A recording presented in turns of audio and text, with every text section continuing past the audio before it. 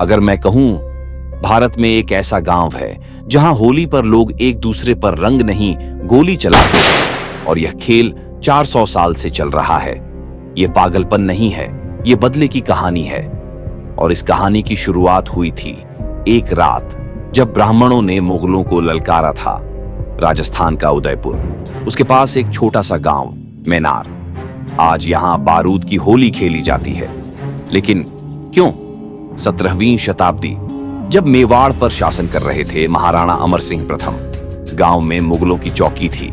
रोज अपमान, रोज डर, रोज दमन। लेकिन मुगलों ने एक गलती कर दी।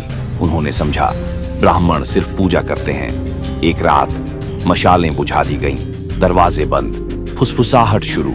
आज नहीं तो कभी नहीं, तलवारें निकाली गईं, बारूद तैयार हुई और फिर घुप अंधेरे में मुगल चौकी की तरफ बढ़ते साए। पहला वार, पहली गोली। अचानक पूरा इलाका युद्ध भूमि बन गया। चीखें, घोड़ों की टाप, तलवारों की टकराहट। लेकिन सुबह जब सूरज निकला, मुगल चौकी मिट चुकी थी। जब यह खबर पहुंची महाराणा अमर सिंह प्रथम तक, उन्होंने मैनार के वीरों को दिया उमराव का सम्मान।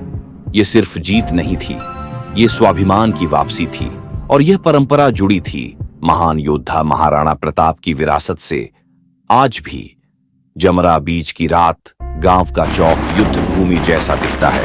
तोप दागी जाती है, टोपीदार बंदूकें गरजती हैं, पुरुष पारंपरिक वेशभूषा में तलवारों के साथ शौर्य नृत्य करते हैं। इसे कहते हैं मैनार की होली।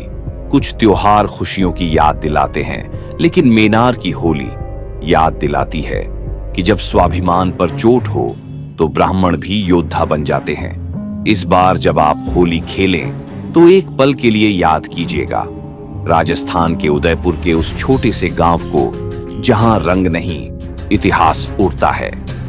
अगर कभी मौका मिले तो मैनार की बारूद वाली होली जरूर देखिएगा, क्योंकि कुछ त्योहार सिर्फ देखे नहीं जाते, महसूस किए जाते हैं।